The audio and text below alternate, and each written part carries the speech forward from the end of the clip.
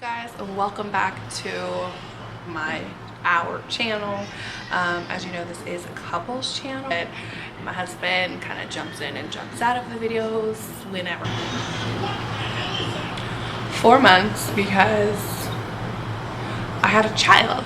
Today I'm actually going to be doing a very long awaited, not really because no one's asking for this, I just filmed it because I've been meaning to do it for the past 4 months. I think I made like 2 videos about that process a year ago or almost a year ago and never followed up, never made like a gender reveal video, never followed up with any of that stuff on like how I got pregnant. But anywho, I am here today to give you guys my labor and delivery story if you're here for it. So here we go. Disclaimer again, this is about 4 months, almost 5 months. My daughter will be 5 months old August 3rd, and I'm doing what I can remember from that very hectic day. So to jump right into it, I want to give a little disclaimer. Something that kind of really helped me through the process of my experience was literally the night before my water broke. I was watching Raw Beauty Christy, and her YouTube video was giving her labor and delivery story. She had her baby in December, and then I had my baby in March. So she finally released her video, and I watched it. And what I took away from that video from her was, you know, you can kind of these expectations, or you can try to have this idea on how your labor and delivery will go. However, that can be completely the opposite of what happened. So I never, to throw that out there, I never was like, oh, I need it to be natural, I needed to do this and blah blah blah blah blah. I never had like a birthing plan. I kind of just wanted to do what was best for me and my baby, and kind of just let everything develop and grow from there. So anyway, the main takeaway I got from her video, just basically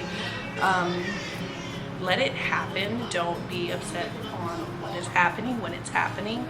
So that really definitely prepared me for my personal experience with my labor and delivery. So basically on March 2nd, worked all the way up until my water broke. So I woke up like a normal day for work around 6:45. So I was getting up to like go to the bathroom and to do all of the things I do before a work day. And I think I didn't even get to the bathroom, or I got to the bathroom and I noticed like my shorts, my underwear was, and I'm not even gonna give a disclaimer like, oh my god, gross things, because if you're watching this, you're probably a woman and probably just trying to get what the experience of having a baby is, or you're a family member. And I had a baby, so you guys are gonna hear all about the nasty stuff that went down. Okay, so anyway, look down in my little shorts, and from all of the videos and stuff that I watch, I always hear about people, what is it, the mucus plug. So it looks familiar, as in like, it looked like, you know, when you ovulate, the egg white cervical mucus, it looked like that, but it was like wet. So I was living with my mom at this time. She was getting ready for work, so I was like, hey mom, what's this? So she advised me to call my doctor. So I called my doctor's office around like 7:30. They weren't open yet, of course. So I got to speak to whoever answers the phone. I don't know if it's nurses or whoever, but they answered the phone. They're like, okay, well, I'm going to contact a doctor on call, and we'll let you know. Oh no, before we called, I think I went to the bathroom or something, and maybe I tripped on the floor, and I was like, I'm dripping, like there's stuff coming out, like at this point my legs are a little wet. And I noticed within all of that stuff, so it was my water breaking basically, and I noticed within all of that fluid there was like, I can't remember what color it was. It might have been like green, so it might have been like a green thing within this. So I knew from watching Raw Beauty Christy's labor and delivery video that was most likely I'm not spelling this right, so I'll put it on the screen. My meconium, not my meconium, Aria's, my daughter, her meconium. I was pretty certain she took a shit. I'm sorry, she took a poo in her, in my uterus, in her placenta, right? So, yeah, so I called the doctor, or whoever answers the phone. Like I said, the assistants or the nurses or whatever, they're like, okay, we're good. And I let them know, hey, I'm pretty sure I lost my mucus plug, but also I've been kind of dripping and there's like this green, strange color that's coming out of my body that I've never ever seen before. So, I let the person know that, and they're like, okay, well, we're gonna call the doctors, and then we'll let you know what to do. So I think so after I got off the phone with them, I think I just was moving around a little bit more or getting everything ready or whatever. And then a couple minutes later, they call back and they're like, okay, so you need to go to labor and delivery. So my mom was like, okay, well, go ahead and take a shower because you don't know when you'll be back home. And that is important. I'm so happy I did that, and that'll make more sense later in the video. But so I took a shower, and then at this point, my water is continuing to break.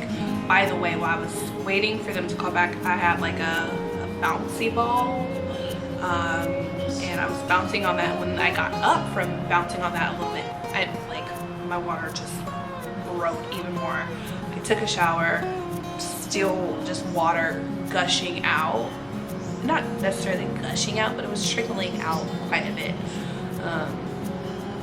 And it kept coming out for a while. Like it kept coming out up until I actually got into my, when I got into triage. But anyway, so I get our bag together. I wrote some affirmations. I got those, read my affirmations in the car, like my birthing affirmations, and my husband and my mom go with me to the hospital. Before that, I called my dad because his birthday is actually March 2nd, which is the day that I went into labor, where my water broke. And I was like, hey, I'm in labor, granddaughter's on her way, or whatever. So that was special. I thought I was gonna have my daughter on his birthday. Granddaughter's on her way, or whatever. So that was special. I thought I was gonna have my daughter on his birthday, which, Dad, if you're watching. So yes, so at around, I don't remember what time, I'm gonna say maybe like 8 o'clock, sometime around 8 o'clock, I get to the hospital, and they bring me alone to triage to make sure I was actually in labor, that my water broke. So my mom and my husband waited in the car or the lobby, wherever they waited, and then they brought me back to triage. I put on a suit, they made me pee in a cup. I was laying down, and the nurse was like, hey, do you feel any discomfort, blah blah blah. I'm like, no, not really. I mean, I guess I feel a little something, but not really. And she had put like the band on my stomach. Turns out I was having contractions. They were very, very minimal at that time, but they were there. I'm like, oh, okay, so that's what that is. So yeah, and so I'm in triage again, like I said, to make sure that I am in active labor. So after, God, I must have been in triage for like an hour or two or something. It'd been a minute, because it was around 11 o'clock or something that I finally got into my hospital room. So in triage, she went to go check me. She's like, okay, put your legs up. She saw at this point, the meconium in my water is still breaking, so that fluid is still coming out. So she looked under, she's like, I don't even have to check you. We're gonna admit you because your water broke and this is meconium. So anyone who knows or has a baby, or you don't know, it's kind of quite serious when your meconium breaks, because, or not meconium breaks, if you are in labor and your meconium, your child if there's meconium present, because your child can ingest it and get really, really sick. So at that point, they obviously have to admit me, and I think they want you to have that baby within like a day or two, just so there's no, you know, issues with the baby. So they admit me, and throughout the whole time, you know, when people usually dilate, I was not dilating. I think I had only dilated maybe 1.5 centimeters the entire time. So at this point, obviously, we're just trying to wait for me to labor, to dilate. Oh, I'm in labor. Yes, we're waiting for me to labor and to dilate. So around 11 a.m. I get admitted to my room. Okay, so at some point they come in and let me know that to help the dilating, they want to put me on Pitocin. They want to put me on Pitocin. So to help, obviously, me dilate. So I'm like, okay, whatever, I don't care. Well, I did care. I knew I didn't want like Pitocin, and they're like, well, this is gonna obviously intensify your contractions. It's going to speed up the process. It's going to be a lot more painful with having this Pitocin. So they put me on like a little drip of Pitocin, and we're just waiting for things to move on. It's very boring at this point. So I think the highest it goes is to like a 20. I think I was like at a 16 or 18 at the point where I was like, give me that epidural. I tried to withstand it, I really did. And then I elected for an epidural. My experience with my epidural was not bad at all. My husband was there to hold my hands, stuck the needle in my back. It was kind of that. It wasn't painful for me. I don't also have any back issues right now. I have terrible posture, but that's nothing to do with the epidural. But so I went ahead and got the epidural, and I think my Pitocin got to the max, and I was still maybe 1.5 centimeters dilated, like I said. And around 11 p.m., maybe close to like midnight, it was maybe like 15 to 20 minutes to midnight, where my doctor came in, because they kept coming in and out of the room when they noticed that Arya's heart rate or something like that kept going down and coming up. And what happened was, so with that, they were a little bit concerned. Every time I was contracting, her heart rate would go down. So they were like, you're at 1.5 centimeters. I'm kind of worried about her declining so much every time you contract. We think it would be best for you to go ahead and have an epidural. We think they thought it would be best for me to go ahead and have a C-section. So I'm kind of like, okay, whatever is best for my child. Obviously, I've been in labor for about 16 hours at this point, and not dilated at all. Or no, I did dilate to 1.5 centimeters that whole entire time. So it made sense for me, if my daughter was in distress, to go ahead and go through and have the C-section. My husband was not really a fan of this. He didn't want me to have surgery, just because obviously it takes longer to heal. It's a lot more riskier. I mean, having a child is risky in the first place, but going through a surgery is, you know, wasn't our first option. It wasn't an option at all, but I was okay with doing it. I was, at this point, whatever is more beneficial and most likely safer for my daughter. So within a couple of minutes, I was off to the emergency room. Within a couple minutes, I was off to the operating room. At this point, I think I might have thrown up like 2 times, just because I think they said with the epidural sometimes that can happen. I think my nerves kind of got to me, and I thrown up. I was super, super cold. They had to put tons of warming blankets on top of me. So they roll me to the operating room, they get me ready, and they bring my husband in. So we're sitting, you know, talking about whatever. I don't even remember. And then at 1:22 a.m. on March the 3rd, my daughter Alea was born, and she was beautiful. She was born with her eyes wide open, and we were just so shocked and so in love with our baby girl. So after that, they sent my husband back to my room, and I'm pretty sure they sent my daughter to the room. So obviously this is where the story kind of gets a little bit more crazy, right? So they're closing up. I'm in there for a minute, and the doctor, after she delivers the baby, whatever, they get to close on my incision, she leaves, and I'm still on the operating table.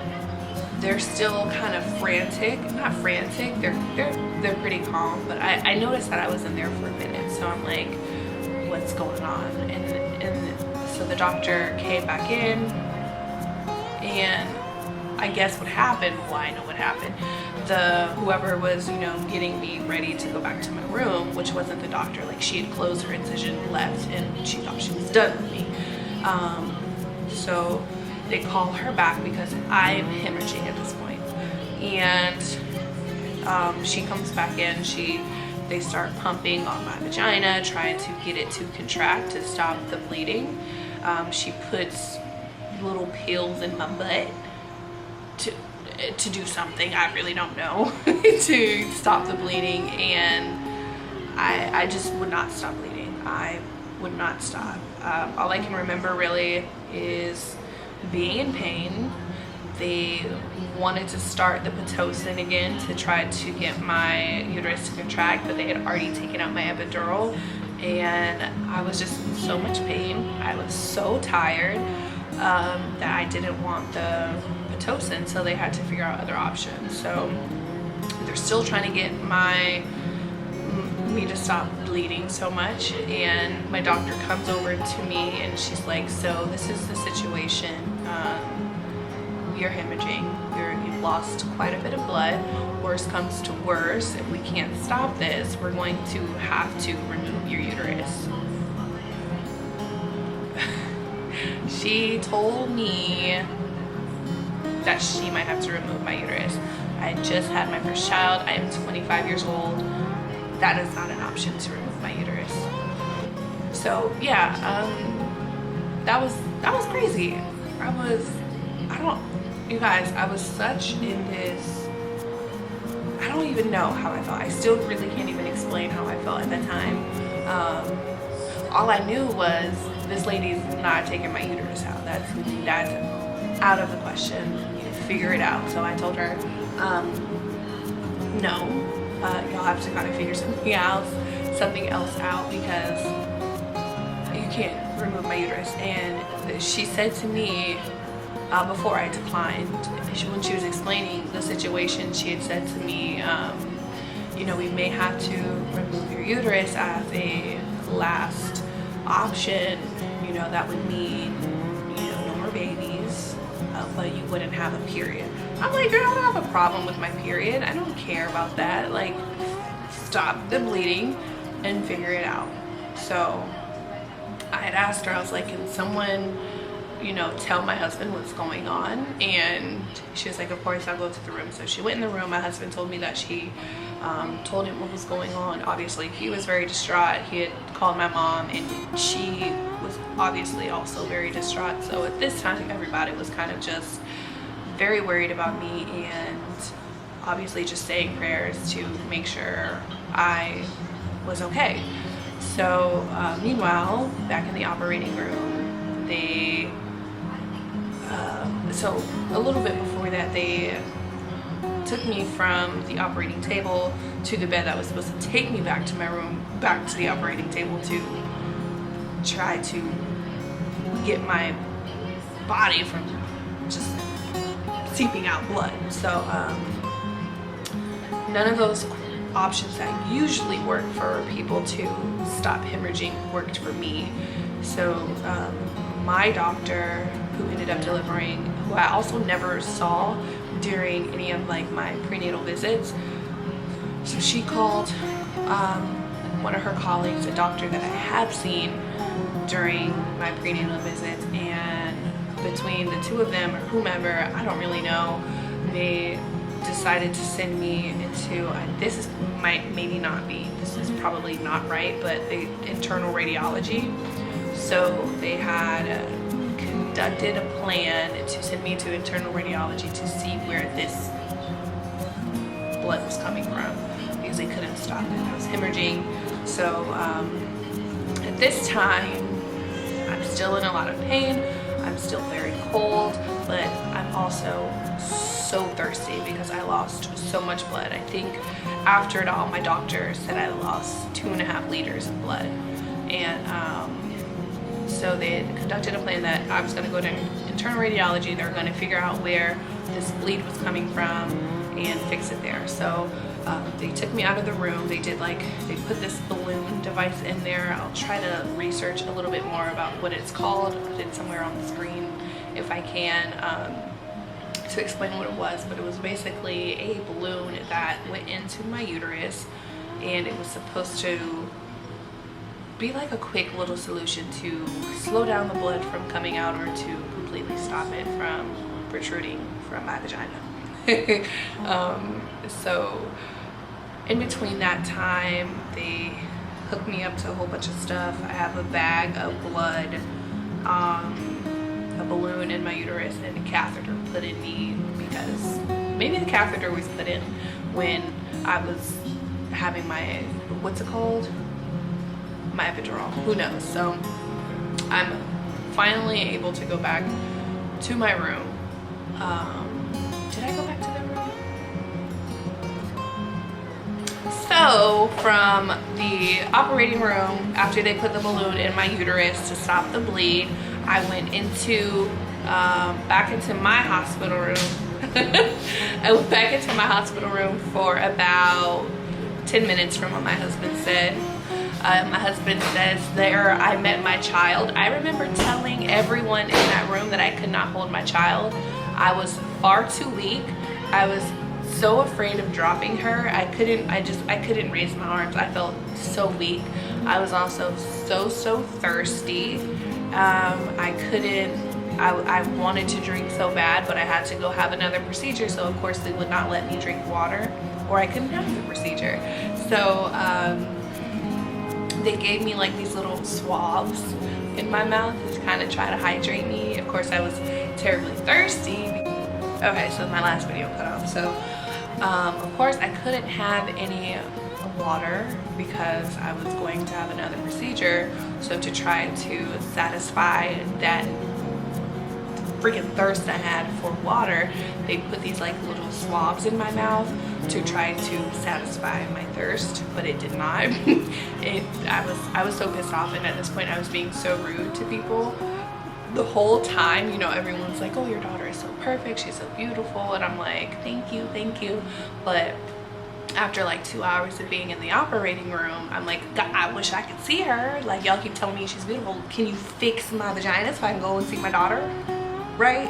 So at this point I'm all nasty to people. I really tried my hardest to be nice, but I felt like I was getting a little irritated because I was asking all of the questions. No one was voluntarily letting me know what was happening with my body. I had to ask, and thank God I was in the right state of mind, because had I like passed out, or had I just not been responsive really, I could have left that hospital without uterus. Like, I feel like they would have made the decision for my husband, or, you know, something. Like, I'm happy that throughout this whole experience I was in the right state of mind to ask questions, to know what was going on, to be able to speak for myself and be in charge of my care. So anyway, so yeah, I got to see my daughter. I didn't get to hold her because I felt so weak. So around maybe 3 a.m. the people from internal radiology get to the hospital, and I am wheeled out of my hospital room where my newborn baby and my husband are, and I get sent to internal radiology where I have this procedure. So I'm out of my mind. I'm insanely thirsty. I am so tired because I hadn't slept since, you know, waking up for the day, or up earlier that morning. And I go to internal radiology, and that's where it really kind of becomes a blur. I'm in and out of consciousness. I think they sedated me to where I wouldn't feel pain anymore because my epidural is worn off, whatever.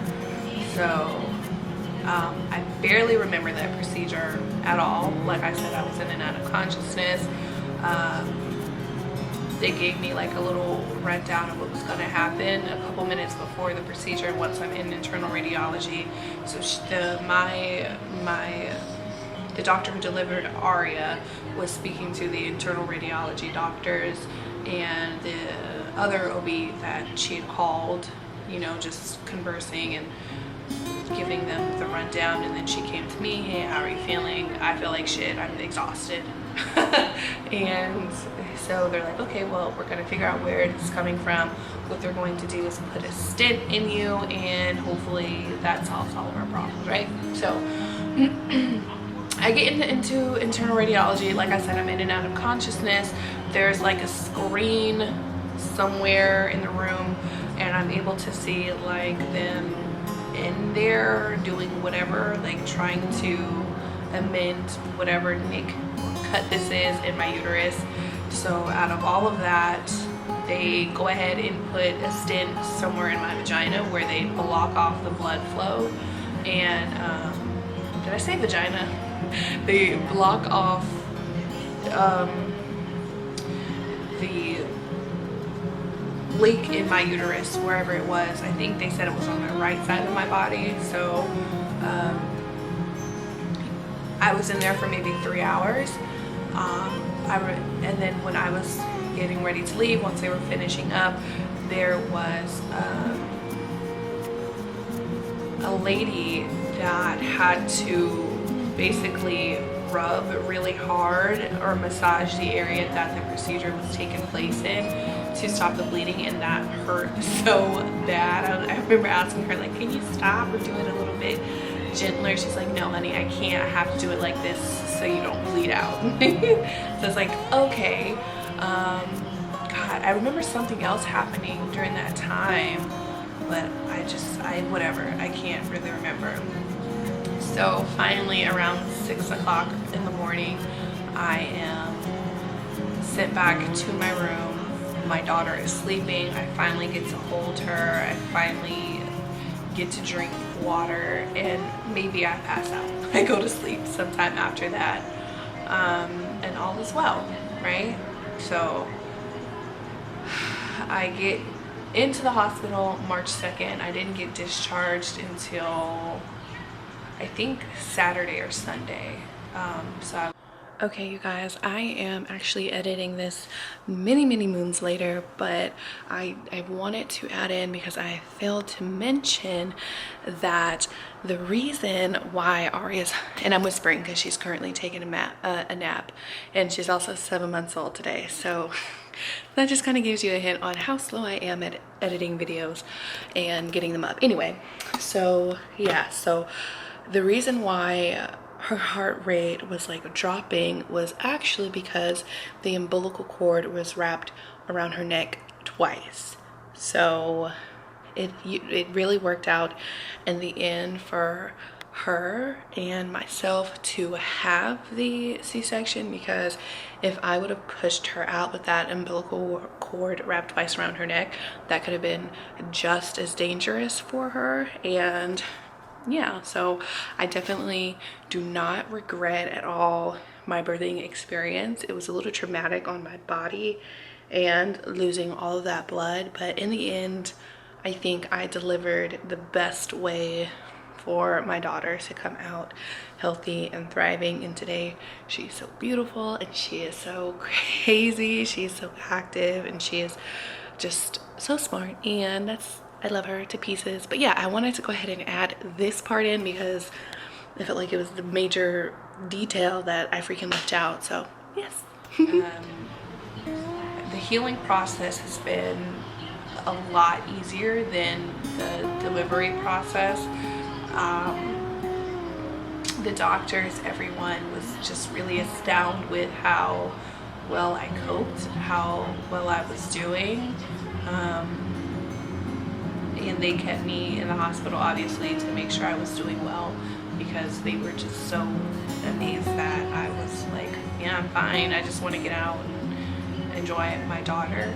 I will say the hardest time mentally was actually being in the hospital. Like, I was just not comfortable. The hospital like gave me anxiety after that whole experience. I'm like, oh my God, what the heck is gonna happen? And especially being in the operating room and me feeling like no one was sharing information. I like asked the anesthesiologist or someone, I was like, am I gonna die, or like what's happening? So being in the hospital was definitely the hardest part about the whole entire experience. When I got home, obviously I was able to get more comfortable, care for my daughter, and everything was great after that. The healing process, so prior to being discharged, I was passing like really huge blood clots, and that was also super traumatizing. I was scared to go to the bathroom. I was scared to move because I felt like if I kept passing these clots, they would have to send me back into internal radiology. Like, I'd have to have another procedure and I would never be able to go home. But I had really great nurses after the fact that were very reassuring to me, and they like, this is normal, you'll be fine. Your healing process is a lot better than any of us expected it to be, so I'm really grateful for my nurses. I'm trying to figure out if I'm leaving anything out. I was put on iron pills. I do the best at taking them after the fact. I think I took them for like maybe 2 weeks and kind of just forgot about it. I did have to make sure my blood count got to a certain level before they were able to discharge me. I think by Friday or Saturday, oh no, it still wasn't to the normal level by the time I was discharged, but they were increasing, so they were able to discharge me. After I had Aria, a couple hours later, I was still in a lot of discomfort, not even from the operations, just from that balloon that they had put into me. And I think that's common for a lot of women that have C-sections, because I think I had a friend who said that she had that balloon put in her. That balloon was so painful. I think by the time like the blood stopped flowing as frequently, they took it out, and that was such a relief. So after that, I was cleared to get up, walk around, use the bathroom by myself, take a shower, and I think I was doing that within the same day or the next day, really, really close after that whole ordeal. So yeah, I think that's basically the gist of my story, my labor and delivery. I'll insert a picture of my daughter because she is currently with her dad in the other room, and she is using her little blueberry teething ring, and she has blueberry stuff all over her, and I don't feel like changing her, so I'll insert a picture of my baby girl. Her name is Aria. Again, she's born on March 3rd, 2021, and she is so sweet. She is so fun. But yeah, that's my story. If anyone has any questions, feel free to leave them in the comments. Obviously, I don't remember everything, but if I didn't explain something in depth and you want to know a little bit more about, drop it below, and I will answer it to the best of my abilities. If I remember anything, I'll put a disclaimer before or after the video. Maybe obviously after, because it wouldn't make any sense with a disclaimer before the video. Yeah, so that's the story of my labor and delivery. It was very, very hectic. It was very, very crazy. I never in a million years expected to have a baby and possibly lose my uterus all in the same visit. But she's here, I'm here, we're doing fabulous. like I said, if you have any questions, feel free to drop them below. Like, comment, and share the video. Obviously, subscribe to my channel. I do not know when I'm going to make another video, but maybe it'll be soon. Maybe not. I don't know. But I'm here. Subscribe. And I'll see you guys later. Bye-bye.